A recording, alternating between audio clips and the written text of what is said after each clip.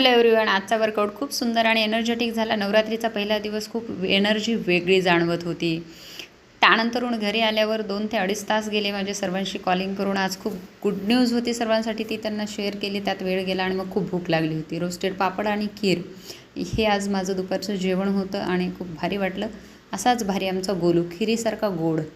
दुपारी थोडं रेस्ट करून मग इव्हिनिंगला मी सेंटरकडे निघाली. सेंटरला गेल्याच्यानंतर कडक ॲफ्रेश बनवून घेतलं आणि प्रॉपर कॉलिंग चालू केलं, कारण की रात्री 8 वाजता मीटिंग होती. त्याचबरोबर काही मेंबरशिपचे अपडेट लिहायचे बाकी होते, ते करून घेतले. जयश्री मॅडम आणि जाणकर सर यांच्यासोबत ॲफ्रेश घेतलं.